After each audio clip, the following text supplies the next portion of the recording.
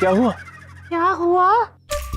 हम दो कोमल कन्याओं के साथ, कुंवारी कन्याओं के साथ आप जैसा महाबली बैठेगा तो लोग क्या सोचेंगे? कि लोग कुछ सोचे भी ना, देखे भी ना, हमें तो लज्जा आएगी ना, हमें तो अच्छा नहीं लगेगा। अर्थात क्या पूरा मार्ग में चलकर जाऊंगा? हाँ, क्यों नहीं? अब हम जैसी अबला कन्याओं के लिए आप जैसा महावीर इतना तो कर ही सकता है ना? कर ही सकता है पगली, अवश्य करेंगे, क्यों नहीं करेंगे? आपको क्या लगता है? हाँ, आप करोगे? ठीक है, अब दोनों कसकर पकड़ के बैठेगा। हाँ, मैंने कहा था ना, अच्छे हैं, बहुत अच्छे बहुत हैं ये अच्छे तो। हैं।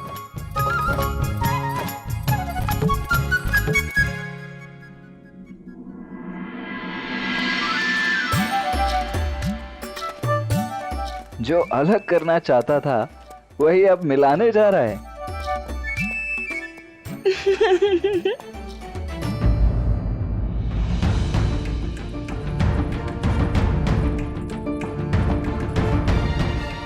देख राधा, मकर संक्रांति के अवसर पर तेरे होने वाली तिलक की विधि के लिए कितना कुछ भेजा है तेरे ससुराल वालों ने।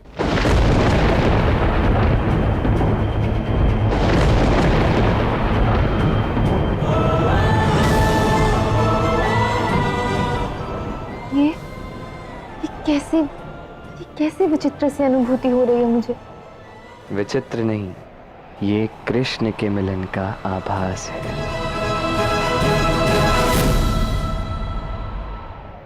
राधा कृष्ण को भूली है, कृष्ण के आभास को नहीं।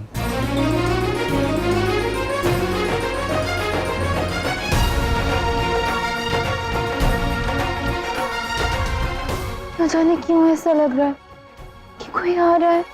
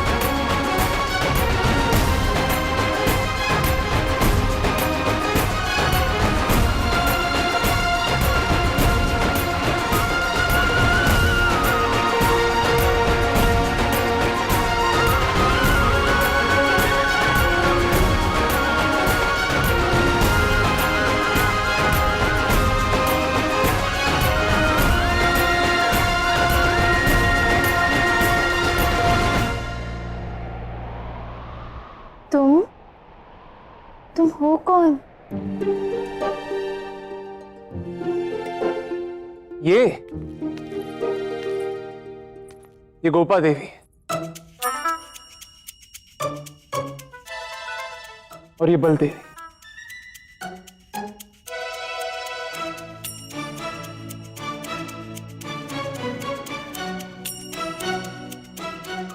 वैसे आप मुझे गोपा भी कह सकती हैं। क्या है ना, मेरे प्रिय मित्र मुझे गोपा ही बुलाते हैं।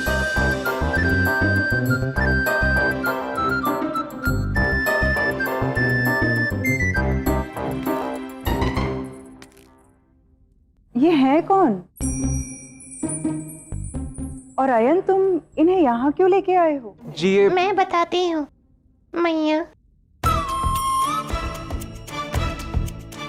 वो क्या है कि मैं और बलदेवी, इस संसार में हम दो कोमल कन्याओं का कोई भी नहीं है।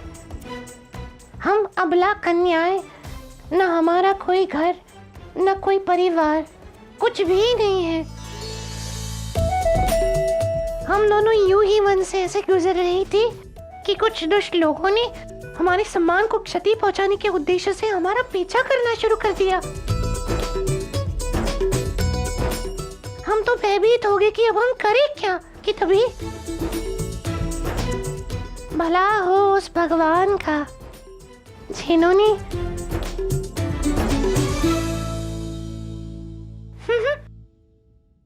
इस महावीर आयन को भेजा हमारी रक्षा करने के लिए।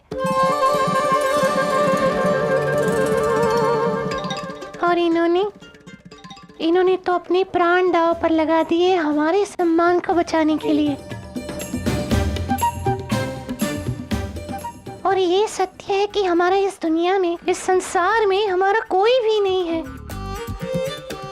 न परिवार है, न घर है, न माता है, न पिता है, न भाई है, कोई भी नहीं है। तो इन विशाल हृदय वाले आयन जी ने हमसे कहा कि आप दोनों कोमल कन्याओं को निश्चिंत रहना चाहिए।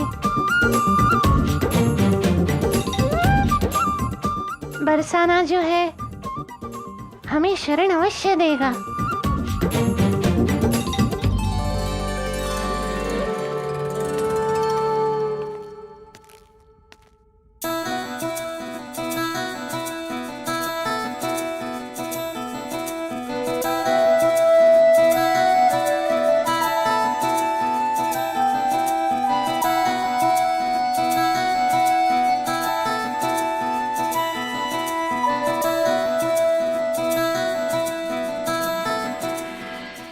हाँ काकी, मैंने सोचा ये विवाह का घर है। यहाँ ऐसे अनेकों कार्य होंगे जिसमें ये दोनों आपका हाथ बटा सकती हैं। बस इसी विचार से मैंने आश्रय देने यहां ले आया। इस प्रकार आपको सहायता भी प्राप्त हो जाएगी और इन दोनों को आश्रय भी।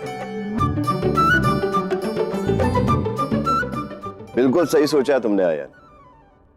बरसाना सदैव शरणार्थियों को शरण देता आया है और देता रहेगा।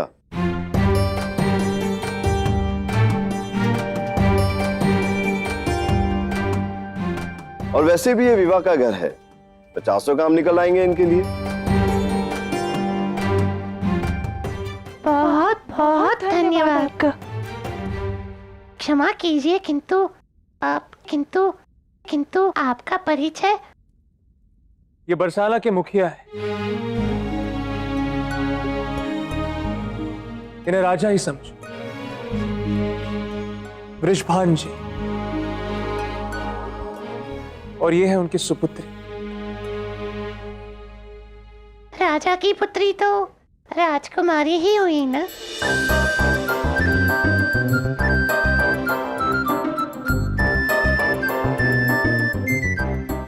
ये सब छोड़ो। पहले ये बताओ, तुम दोनों को कुछ काम वाम आता भी है या नहीं? हाँ तो काम भला कैसे ना आता होगा। हमारी बलदेवी तो बहुत ही स्वादिष्ट भोजन बनाती है। क्यों बलदेवी? क्यों कान्हा, क्यों फंसा रहे हो फिर से मुझे? मैं तो केवल भोजन खाना जानता हूँ कान्हा, बनाना नहीं। तो सीख लो ना दाऊ, आप संभाल लोगे। अच्छा, रसोई घर में तुम्हें क्या क्या आता है? रसोई में तो मुझे चटकारे आते हैं, टकारें आती हैं और स्वादिष्ट भोजन की हा सुगंध भी आती है। पुत्री, तुमने जवाब नहीं दिया। क्या क्या आता है? हाँ वो आता है, सब आता है, सब कुछ आता है।